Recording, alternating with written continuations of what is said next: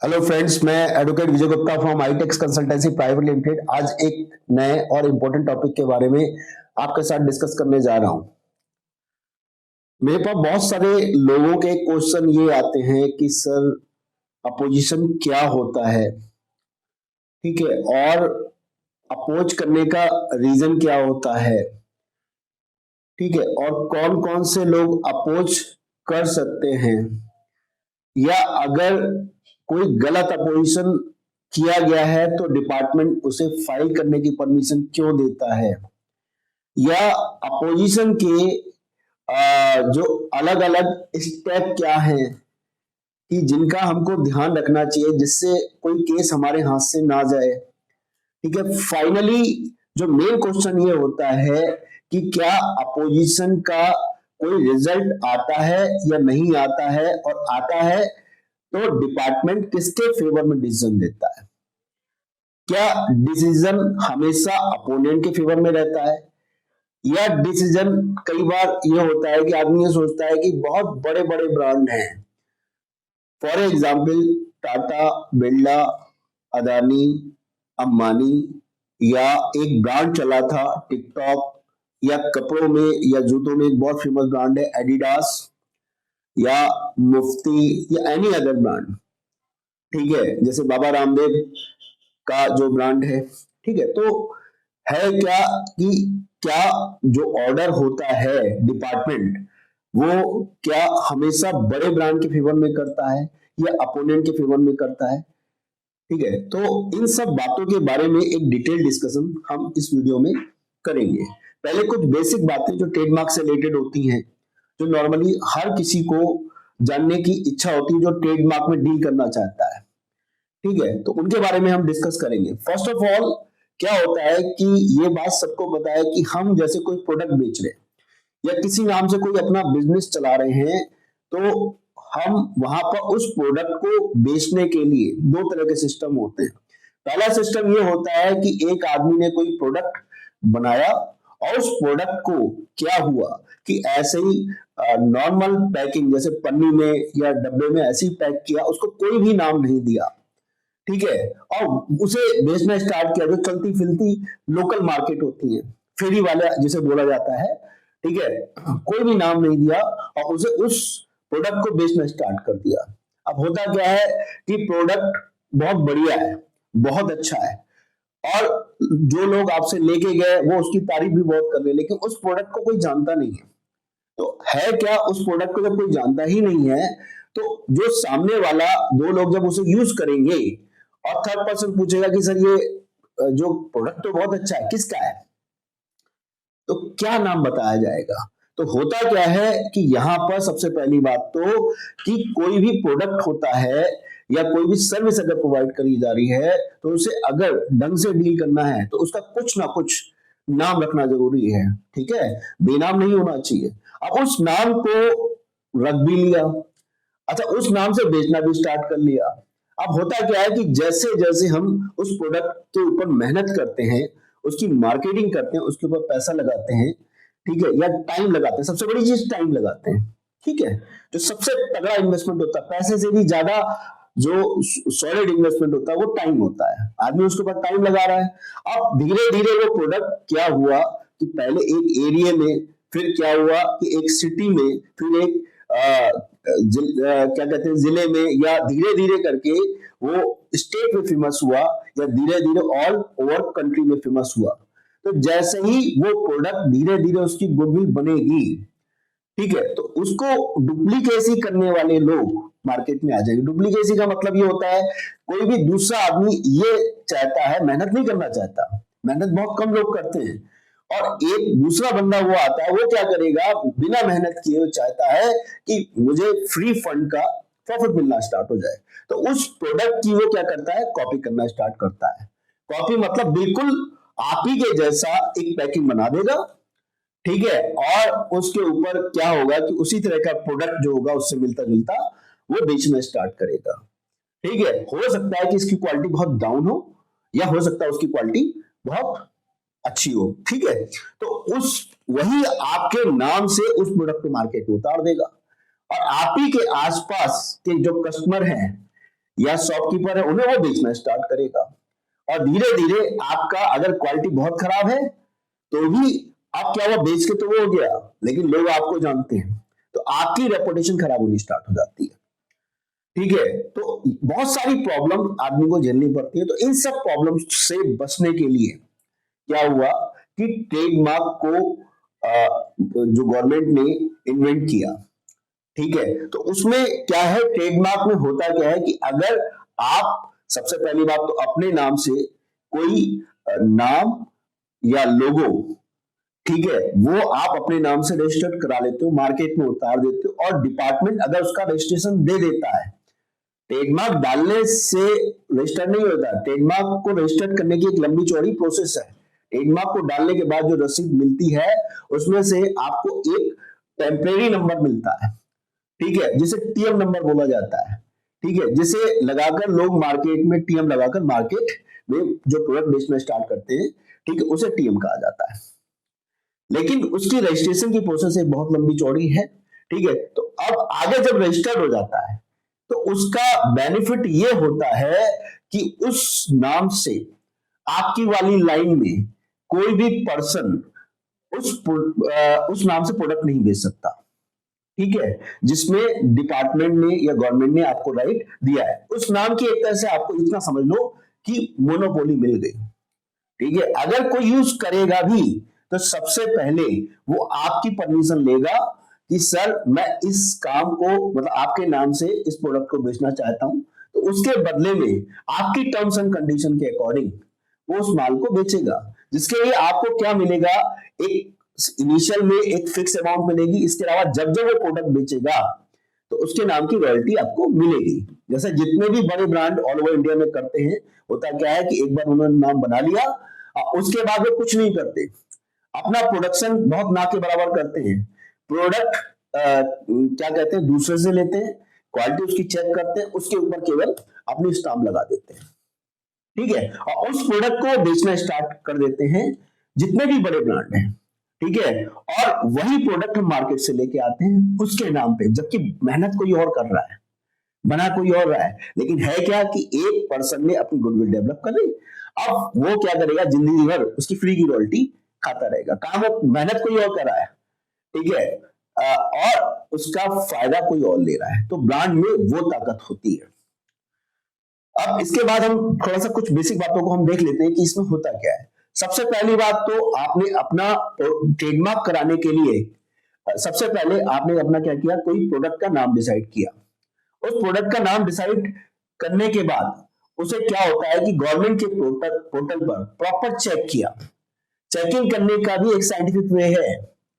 ऐसा नहीं कि आपने कोई भी नाम डाला, उसमें दिखाता है नो रिकॉर्ड फॉर्म।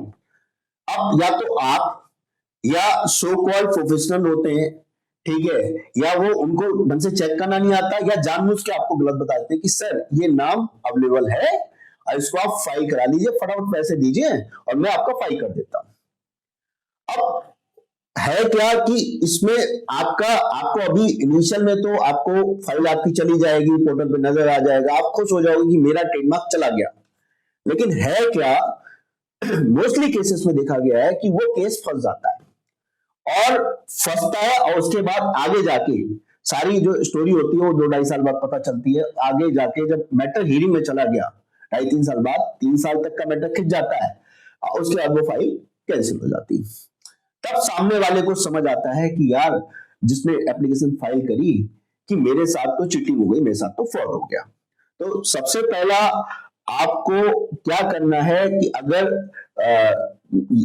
खुद फाइल नहीं करना चाहिए, ये हमेशा किसी अच्छे प्रोफेशनल से, सो कॉल्ड प्रोफेशनल नहीं, किसी अच्छे प्रोफेशनल से अपने ट्रेडमार्क को फाइल करवाना चाहिए, जिसको उस फील्ड की कंप्लीट नॉलेज है, क्योंकि आधा अधूरा ज्ञान हमेशा खतरनाक होता है। ठीक है, तो उसकी प्रॉपर चेकिंग होनी चाहिए। तो उसके बाद आपने क्या किया, जो आपका जो प्रोफेशनल बंदा है उसने ट्रेडमार्क फाइल किया।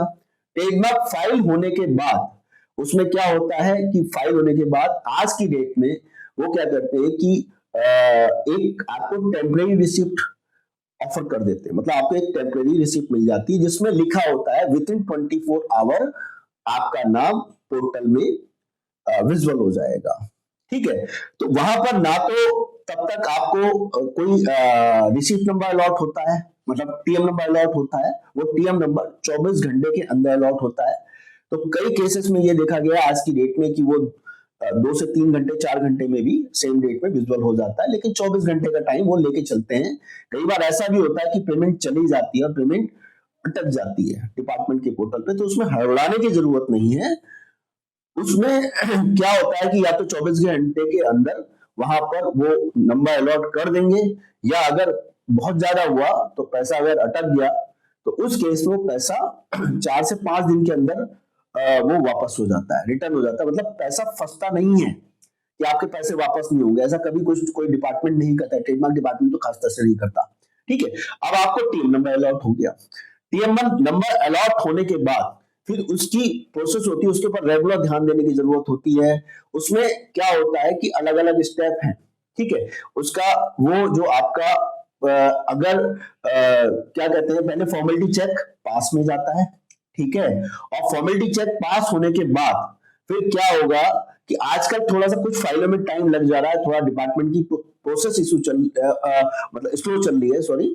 तो उस वजह से ये क्या हो रहा है कि उसमें कुछ टाइम लग जाए, नहीं तो क्या हो रहा है कि कई बार कुछ दिनों में 10-15 दिन में या 8-10 दिन या 15 दिन में ये क्या होता है कि आपका मार्क टू एग्जाम चला जाता है। ठीक है, तो अगर वो थोड़ा सा स्लो चल रहा है तो उसमें आपको घबराने की जरूरत नहीं है, और वो क्या होगा कि आगे प्रोसेस उसकी बढ़ेगी। अब इसके बाद मार्क टू एग्जाम के बाद उसके कुछ दिनों के अंदर उसमें क्या होता है, एग्जामिनेशन रिपोर्ट इशू होती है। ठीक है, एग्जामिनेशन रिपोर्ट जो होता है कि जिस दिन एप्लीकेशन फाइल करी गई उसके विद इन मंथ ये आ जाती थी, बट अभी थोड़ा सा डिले हो रहा है, थोड़ा आगे पीछे हो रहा है, उसमें भी आपको घबराने की जरूरत नहीं है क्योंकि वो डिपार्टमेंट का काम है। ठीक है, तो अब क्या होगा कि जब एग्जामिनेशन रिपोर्ट आती है, ठीक है, तो उसमें 2 तरह के फैक्टर होते हैं कि वहां पर डिपार्टमेंट ने क्या किया कि उस एप्लीकेशन को चेक किया, उस नाम को चेक किया, उसमें कोई इश्यू से नजर नहीं आया, वो एक पॉजिटिव रिपोर्ट ऑफर करेगा। उसमें सीधी सी बात आपकी एप्लीकेशन को एक्सेप्टेड कर लेगा। एक्सेप्टेड का मतलब ये है कि मुझे कोई भी आपत्ति इस वाले ब्रांड में नाम में नहीं है, और सीधी सी बात है कि हम इसको देने जा रहे हैं, बट एकदम से नहीं होता। एक्सेप्टेड का मतलब आदमी ये समझ लेता है कि बस मेरा ब्रांड अब सर्टिफिकेट तो आ ही जाएगा और मेरा ब्रांड रजिस्टर हो जाएगा, बट ऐसा नहीं होता। उसका सिस्टम यह है कि एक्सेप्टेड होने के बाद 15 से 20 दिन या 25 दिन बाद वो क्या होगा, एडवर्टाइजमेंट में जाता है। ठीक है, अच्छा, इसके अलावा अगर रिपोर्ट निगेटिव आती है तो आपको और क्या कहते हैं, लेंदी प्रोसेस से या टफ प्रोसेस से गुजरना पड़ता है। उसमें क्या है कि अगर निगेटिव का मतलब एग्जामिनेशन रिपोर्ट आ गई, उस एग्जामिनेशन रिपोर्ट में डिपार्टमेंट अपने ऑब्जेक्शन क्रिएट करता है कि उसे किन किन वजह से इस ब्रांड में दिक्कत है और ब्रांड इस वजह से नहीं देना चाहिए। लेकिन उसमें भी आपको घबराने की जरूरत नहीं है। उस एग्जामिनेशन रिपोर्ट में जो ऑब्जेक्शंस आते हैं उनके प्रॉपर रिप्लाई किए जाते हैं। ठीक है, उन रिप्लाई को करने के बाद, ठीक है, उसके बाद रिप्लाई जैसे कर दिया, रिप्लाई करने के बाद क्या होता है कि वो वहां से हो सकता है वो रिप्लाई को डिपार्टमेंट एक्सेप्ट कर दे। अगर प्रॉपर रिप्लाई किया गया, ठीक है, प्रॉपर रिप्लाई किया गया तो और ड्राफ्टिंग भी उसकी सही होनी चाहिए, उसमें सही उसके मतलब जो उसके बारे में लिखा होना चाहिए कि मुझे ब्रांड मिलना चाहिए। ठीक है, तो सबसे पहली बात तो बहुत सारे प्रोफेशनल ये होते हैं, सो कॉल्ड प्रोफेशनल, कि उन्होंने क्या कर रखा है कि अपना एक ही जैसा एक फॉर्मेट बना रखा है, और उसमें क्या होता है कि केवल एप्लीकेंट का नाम चेंज कर देते हैं, 91A 91B 11 सबका एक ही रिप्लाई, उसमें नाम चेंज कर दिया और अपलोड कर दिया और क्लाइंट से कह दिया हाँ जी ये रिप्लाई चला गया।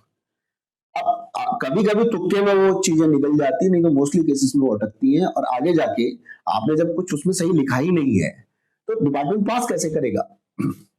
ठीक है, तो उसके बाद अब क्या हुआ कि मोस्टली केसेस में देखा गया है कि रिप्लाई करने के बाद भी जो फाइल हेयरिंग में चली जाती है, तब भी आपको घबराने की जरूरत नहीं है। अब क्या हुआ, हेयरिंग में चला गया, हेयरिंग में जो डिपार्टमेंट के ऑब्जेक्शन की हेयरिंग होती है वहां पर आप होगे और सामने जो डिपार्टमेंट का ट्रिब्यूनल ऑफिसर होगा। अब हियरिंग जो होती है, आने का सिस्टम ये होता है कि अगर आपका कोलकाता की हियरिंग है तो उसमें 1 सवा साल में 1 साल के अंदर के आसपास हियरिंग आ जाती है। जिस जिस डेट से वो हियरिंग में गई है उसके 1 साल के अंदर वो हियरिंग आ जाती है। इसके अलावा अगर दिल्ली या बॉम्बे का केस है तो 2.5 साल के आसपास का समय लगता है, और अगर आपका चेन्नई का केस है तो आप 1.25 साल से 1.5 साल के आसपास का टाइम लेके चलो, और अगर अहमदाबाद का केस है तो उस केस में आप करीबन 1.25 साल के आसपास का या 2 साल के आसपास का टाइम लेके चलो। तो ये होता क्या है कि अलग अलग जुरिडिक्शन के अंडर में अलग अलग स्टेट आती हैं, ठीक है। तो उसके हिसाब से जैसे दिल्ली या बॉम्बे में काम का प्रेशर बहुत ज्यादा है, तो इस वजह से इनके जो एप्लीकेशन की हियरिंग लेट आती है, तो उसमें घबराने की जरूरत नहीं है। और कलकत्ता में काम का प्रेशर थोड़ा कम है, वहां के ऑफिसर थोड़ा ज्यादा पंक्चुअल हैं, तो इसलिए वो अपनी फाइलों को जल्दी निपटाते हैं, ठीक है। अब क्या कहते हैं कि वहां से बहुत, अगर आपका जो क्या कहते हैं हियरिंग में जो भी पर्सन हियरिंग ले रहा है, अगर उसे हियरिंग लेने की ढंग से नॉलेज है तो कहीं ना कहीं वो कोई ना कोई ऐसा रास्ता निकालेगा, ठीक है, या बनाएगा कि आपका वो ब्रांड क्या होगा कि वहां से एक्सेप्ट हो जाएगा, ठीक हो गया। और काफी सारे केसेस में केवल गलत ढंग से प्रेजेंटेशन की वजह से, ठीक है, वो की ब्रांड निकल सकता है, लेकिन क्या कहते हैं कि जो भी पर्सन हियरिंग ले रहा है वो ढंग से चीजों को बता ही नहीं पाया और क्या होता है कि उस कंडीशन में वो ब्रांड क्या हो जाता है, कैंसिल हो जाता है, वहीं पर रिफ्यूज कर दिया जाता है। रजिस्टर्ड होने की जो बात आप छोड़ ही दो। तो इस बात का ध्यान रखने की जरूरत है कि हियरिंग में एक तरह जो भी पर्सन ले रहा है उसको उस बारे में कंप्लीट नॉलेज होनी चाहिए कि हियरिंग कैसे ली जाती है। इसके अलावा हियरिंग में सबसे ज्यादा किसी ब्रांड को निकालने में सपोर्ट करते हैं उसके जो सपोर्टिव डॉक्यूमेंट, जो एविडेंस।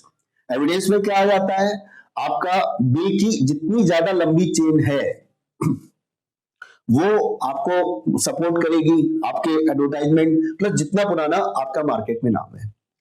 एक बात और ध्यान रखने की जरूरत है, जो सबसे ज्यादा लोग गलती करते हैं, ठीक है, जिस भी ट्रेडमार्क को आपने फाइल किया है, अगर ब्रांड आपका पुराना है, बिल काटते आ रहे हो, तो आपके बिल के अंदर वो पूरा नाम विजुअल होना चाहिए। जैसे आप कोई जीन्स बेच रहा है तो केवल जीन्स लिख देता है और उसमें बिल डाल दिए। अब ये कैसे पता चलेगा कि ये जो बिल है ये उस ब्रांड से रिलेटेड, वो डिपार्टमेंट का ऑफिसर मोस्टली केसेस में नहीं मानेगा कि सर यहाँ पर तो ब्रांड का नाम विजुअल है ही नहीं, ऐसे तो आप किसी का भी नाम डाल दोगे। तो 2-3 बातें जब ट्रेडमार्क फाइल किया जाए, आपकी फर्म का नाम अगर है उसके फर्म के नाम के साथ ट्रेडमार्क फाइल होना चाहिए।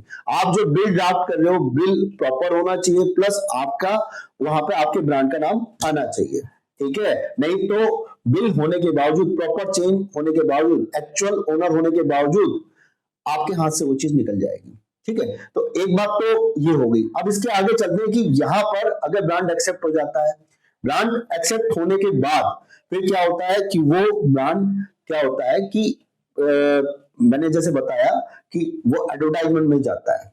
ट्रेडमार्क का एक ई जर्नल चलता है, उस ई जर्नल पर वो आपके ब्रांड के बारे में उसको क्या कहते हैं कि लोगों के साथ वो शेयर करते हैं कि भाई इस ब्रांड को हमने एक्सेप्ट किया है, मतलब इसको हम परमिट करने जा रहे हैं, ठीक है। तो अगर आपकी कोई ऑब्जेक्शन है, आपत्ति है, तो आप अपनी आपत्ति दर्ज कराओ।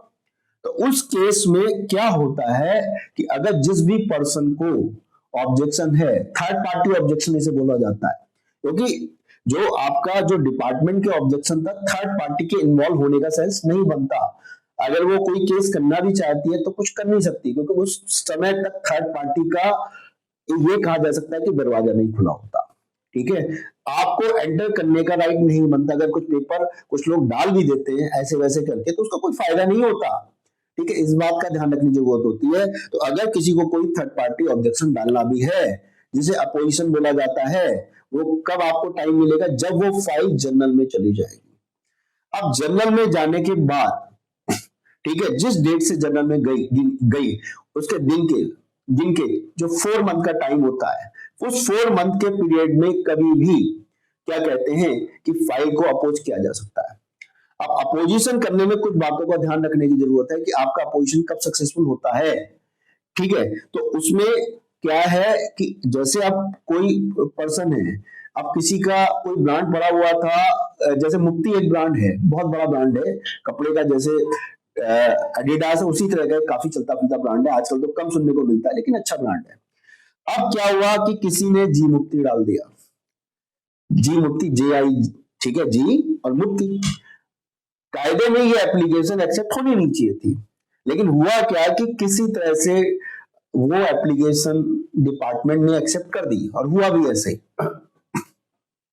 अब इस केस में फाइल अपोज करी गई, फाइल अपोज करी गई तो उस केस में क्या हुआ कि जो जिसकी फाइल अपोज हुई थी, जिसे एप्लीकेंट बोला जाता है, वो फिर उसने फोन किया मुझे कि सर इसको क्या कहते हैं कि इसका इसका आंसर सबमिट करवाना है, मतलब इसका काउंटर रिप्लाई सबमिट करवाना है।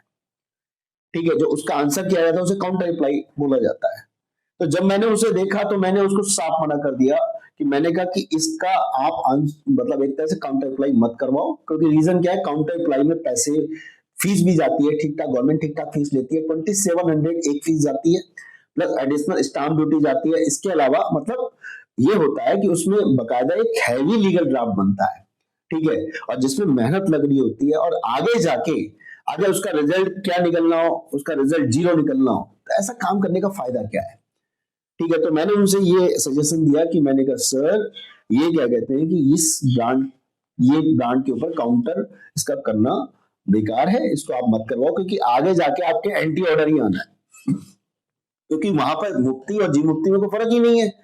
तो इस बात का ध्यान रखने की जरूरत है कि कोई ऐसा ब्रांड तो आपने कॉपी नहीं कर रखा, या ऐसा नाम तो नहीं ले रखा कि जो बिल्कुल दूसरे से मिलता जुलता हो, और अगर वो फाइल एक्सेप्ट हो गई और कोई थर्ड पार्टी अपोज कर जाती है तो उस केस में आपको उसको छोड़ देना चाहिए, किसी के चक्कर में मत नहीं पड़ना चाहिए। क्योंकि मोस्टली लोग क्या होता है, जब आप उनके पास जाते हो तो कहते हैं कि सर लाओ ये तो ऐसा कर देंगे वैसा कर देंगे, और होता क्या है कि वो बैलून फुला देते हैं, उसमें हवा भर देते हैं, और होता क्या है कि जब आगे जाके वो पूरी लीगल प्रोसेस होती है, टाइम लगता है, तब तक उसको उलझा के रखते हैं और जगह जगह जगह पैसे मांगते रहते हैं, और आगे जाके जब वो ब्रांड हेयरिंग में जाता है, हेयरिंग में जाके वो कैंसिल हो जाता है, तब वो कहते हैं कि सर देखिए हमने कोशिश तो करी थी, अगर नहीं हो पाया तो हम क्या कर सकते हैं।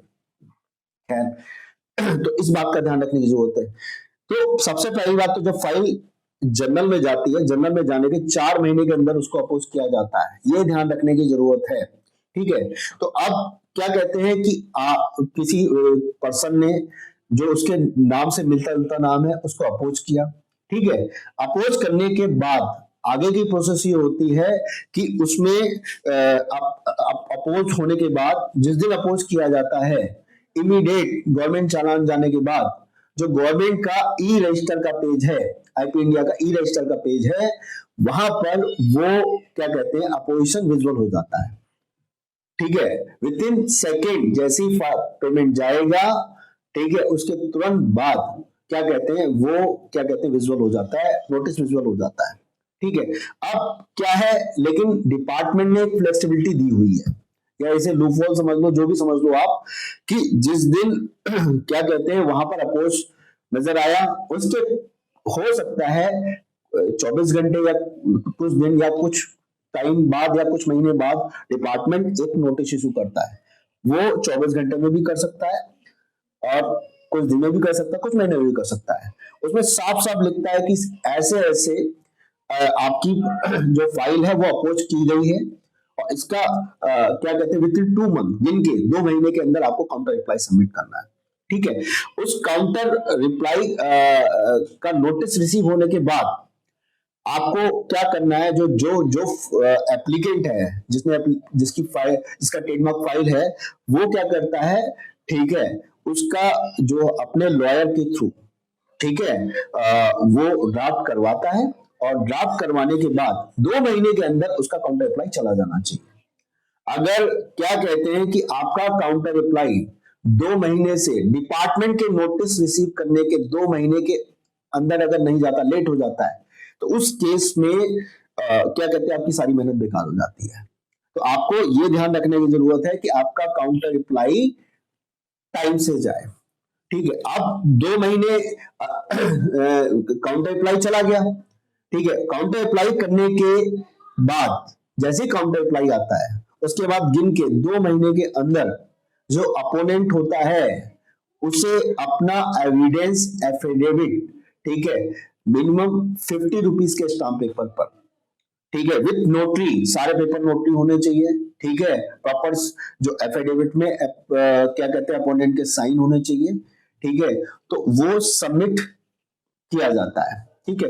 इसके बाद जब एविडेंस एफिडेविट रूल 45 में अपोनेंट का आ जाता है, उसके बाद क्या कहते हैं कि एप्लीकेंट को उसके बाद 2 महीने के अंदर गिन के, ठीक है, एक भी दिन लेट नहीं होना चाहिए, 2 महीने के अंदर अपना जो एविडेंस एफिडेविट, ठीक है, विथ जो बिल है या जो भी उसके एविडेंस हैं, ठीक है, उनके सपोर्टिव डॉक्यूमेंट में उनके साथ लगाने चाहिए, चाहे वो बिल हो, चाहे एमएसएमई हो या दूसरे डॉक्यूमेंट है जहां जहां उनका नाम आ रहा है, एडवर्टाइजमेंट वगैरह की फोटो वगैरह, वो सब उसके साथ ऐड करी जाती है, ठीक है। तो रूल 46 में वो एविडेंस सबमिट किए जाते हैं। उसके बाद क्या होता है, जब दोनों ने अपनी अपनी फॉर्मेलिटीज कंप्लीट कर ली, तो उसके बाद अगले 3 महीने के अंदर जो डिपार्टमेंट उसकी हियरिंग देता है, ठीक है। और होता क्या है कि जो हियरिंग, कुछ लोगों का क्वेश्चन होता है कि इसमें कितनी हियरिंग आ सकती है, तो इसमें क्या होता है कि नॉर्मल केसेस में देखा गया है मैक्स टू मैक्स 2 हियरिंग में क्या कहते हैं कि एक तरह से ऑर्डर आ जाता है, 2 के बाद तीसरी हियरिंग बहुत रेयर केस में आती है, नहीं तो नहीं आती है। अब किन बातों का ध्यान रखना चाहिए इन सब प्रोसेस में? फर्स्ट ऑफ ऑल क्या है कि आपका जो अपोजिशन वाला जो चाहे नोटिस दिया गया, काउंटर दिया गया, तो उसमें मिनिमम 100 रुपीज का स्टाम्प पेपर लगाना चाहिए। कुछ लोगों का देखा गया है कि वो 10 रुपए 20 रुपए या कुछ कम रेट का पैसे बचाने के चक्कर में स्टाम्प पेपर लगा देते हैं, तो उस केस में डिपार्टमेंट काफी सारे केसेस में आज की डेट में ऑब्जेक्शन उठा देता है, ठीक है। तो कम से कम जो अपोजिशन के साथ मिनिमम 100 रुपीज का स्टाम्प पेपर लगना चाहिए या उससे ज्यादा, मिनिमम 100। और अगर एविडेंस एफिडेविट है तो दोनों पार्टी को मिनिमम 50 रुपीज का स्टाम्प पेपर लगाना चाहिए, ठीक है।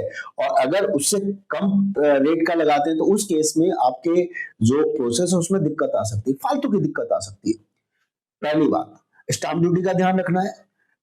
सेकेंड मैटर क्या कहते हैं कि आपका ये इसमें जो आप फाइलिंग प्रोसेस है, ठीक है, उसका ध्यान रखना चाहिए। जैसे अब क्या होता है कि जनरल का टाइम 4 महीने के अंदर कर देना चाहिए, लेकिन कुछ लोग क्या कहते हैं कि 4 महीने का टाइम निकल गया, अब उसके बाद उन्हें ध्यान आता है अरे हमने तो अपोज किया नहीं, तो अब क्या करें।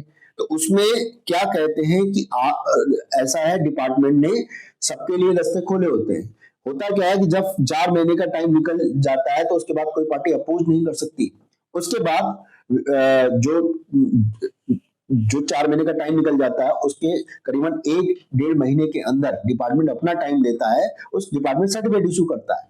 तो अगर कोई जेन्युइन अगर पर्सन है जिसके साथ गलत हो गया, तो वो उसके बाद उसकी जो फाइल जो रजिस्टर्ड हो गई उसको रेक्टिफाई करा सकता है। लेकिन ये ध्यान रखने की जरूरत है कि आप जब कोई फाइल अपोज कर रहे हो या किसी का काउंटर करवा रहे हो तो वो जेन्युइन होना चाहिए। कहने का मतलब ये है कि अगर आप फालतू का अपोज कर दे रहे हो तो वो भी अपोजिशन काउंट नहीं करेगा। और अगर क्या कहते हैं किसी ने अपोज किया है तो अगर आपको लगता है कि यार ये चीजें क्लियर नहीं होंगी, बिल्कुल मिलता जुलता ले लिया, जैसे अब मैंने अभी केस बताया था मुफ्ती और जी मुफ्ती, ठीक है, या दूसरा केस एक बता दूं आपको आजकल चल रहा है, जैसे एडिडास एक बहुत फेमस ब्रांड है, ठीक है, तो लोग डुप्लीकेसी करते ही करते हैं। तो अब उसने किसी ने एक ब्रांड निकाला है जैसे ADIDAS, उसने क्या किया डी को बी में घुमा दिया, मतलब आदिदास कर दिया। अब डी का उल्टा क्या हो जाता है, बी हो जाता है। तो अब क्या कहते हैं कि अगर ऐसी कोई एप्लीकेशन डिपार्टमेंट के पोर्टल पर जाती है और तो उस केस में अगर डिपार्टमेंट पहली बात तो उसको एक्सेप्ट करेगा ही नहीं, अगर कर भी देता है तो उस केस में अगर एडिडास वाला उसे अपोज करता है तो उस केस में वो फाइल निकलेगी नहीं। ऐसा नहीं कि एडिडास बहुत बड़ा ब्रांड है इसलिए नहीं निकलेगी, रीजन क्या है कि जेन्युइनली देखा जाए तो एडिडास के साथ गलत हो रहा है, कहीं ना कहीं उसने एडिडास को कॉपी करने के लिए ये सारा काम किया है, ठीक है। तो इन सब बातों का ध्यान रखने की जरूरत है। एक बात ये भी देखी गई है कि होता क्या है कि कई बार जो एप्लीकेंट है केवल जबरदस्ती डरता है, डर की वजह से सोचता रहता है और टाइम से चीजें मतलब एक तरह से रिप्लाई नहीं करता। उसके दिमाग में एक ही डर होता है कि पता नहीं मैं ये सब कर रहा हूं तो मुझे इसका कोई रिजल्ट मेरे हाथ में आएगा या नहीं आएगा। आप यकीन मानो कि अगर आप सही हो, आपका नाम अगर दूसरे से अलग है, तो आपके ब्रांड को रजिस्टर्ड होने से दुनिया की कोई ताकत नहीं रोक सकती, चाहे सामने वाला प्लेयर कितना ही बड़ा क्यों ना हो। तो आपको बड़ा या छोटा नहीं देखना है, आपको यह देखना है कि मैं सही हूं या नहीं हूं। इस बात का ध्यान रखने की जरूरत है। ठीक है, तो आपको सबसे पहली बात तो अगर आप सही हो तो आपको उसका काउंटर 101% करवाना चाहिए। बट फिर से वही बात बोल रहा हूं कि जो आपका ठीक है द्रोणाचार्य है, ठीक है, अर्जुन को जितवाने में सबसे बड़ा रोल द्रोणाचार्य का था भगवान कृष्ण के अलावा। अगर द्रोणाचार्य उसके गुरु ना होते तो उस केस में क्या कहते हैं अर्जुन का जीतना पॉसिबल था ही नहीं। ठीक है, तो आपको ये बात ध्यान रखने की जरूरत है कि जो आपका लीगल एडवाइजर है उसको उस काम की तरीके से नॉलेज होनी चाहिए और आधी अधूरी नॉलेज नहीं होनी चाहिए। कि बहुत सारे केसेस में ये देखा गया है कि पता चला ट्रेडमार्क फाइल कर दिया और फाइल अपोज हुई तो उसके बाद सामने वाले का फोन ही नहीं उठाया जा रहा एप्लीकेंट का। अब अगर क्या कहते हैं फोन उठा भी लिया तो पैसे भी ले लिए, उसको लटका के रखा। ठीक है, एक टाइम ही निकल गया। इस बात का जरूर ध्यान रखने की जरूरत है। ठीक है, तो ऐसा है कि यहाँ पर आपको जो चीजें होनी चाहिए वो टाइम से होनी चाहिए और सामने वाले को पता चला उसने काउंटर भी कर दिया, आगे का टाइम ही नहीं पता कि कब उसका एविडेंस एफिडेविट जाना भी है नहीं जाना है। अब जाना है तो बनता है तो कैसे बनता है, उसको पता चला पूछने बासने में और टाइम ही निकाल दिया तो पता चल रहा है कि एक तो आपका 2 महीने से अगर एविडेंस एफिडेविट डिले हो गया तो भी मामला खराब है।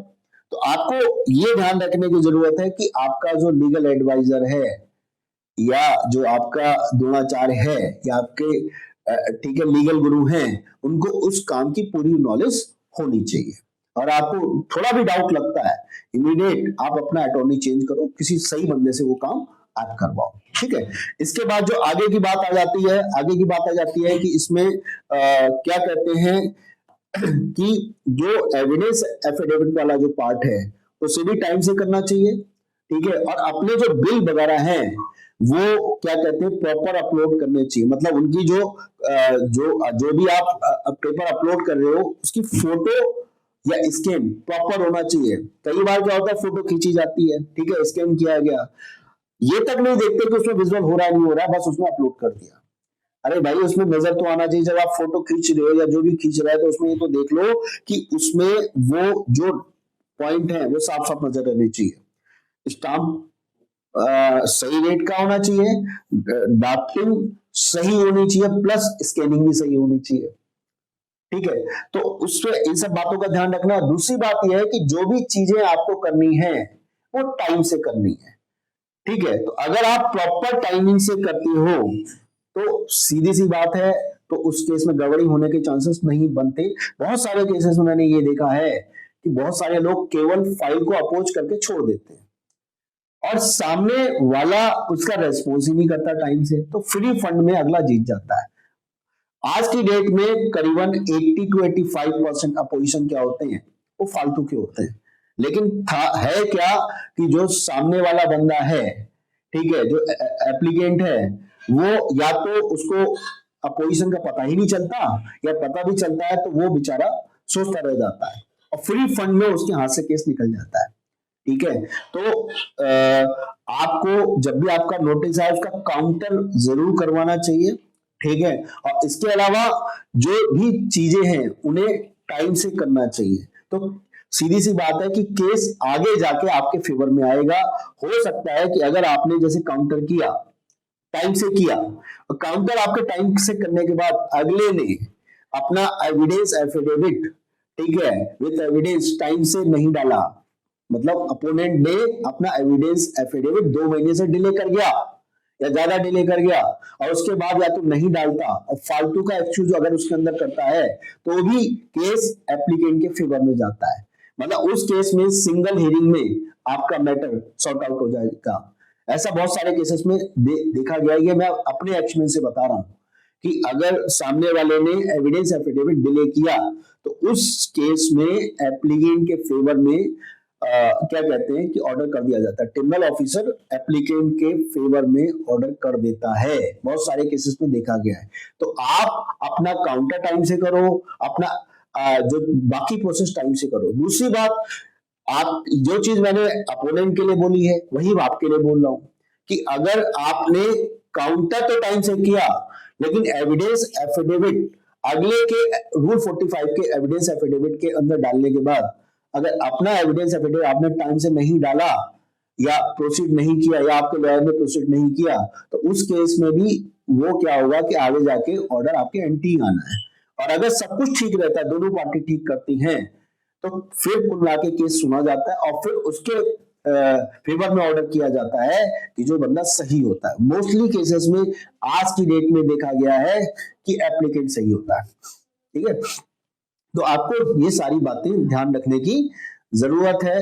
ठीक है, अपने ब्रांड पे पहली नजर रखो, केवल अपने किसी पर्सन जो जिससे फाइल कराया केवल उसके भरोसे मत छोड़ो। रेगुलर आप अपने ट्रेडमार्क को पब्लिक सर्च और खास तौर से जो ई रजिस्टर पेज है उसमें चेक करते रहो कि हमारे ब्रांड में क्या चल रहा है। इसके अलावा मतलब हर 15 दिन में एक बार नजर डालो पब्लिक सर्च में या ई रजिस्टर पेज में जाके आप नजर डालते रहो।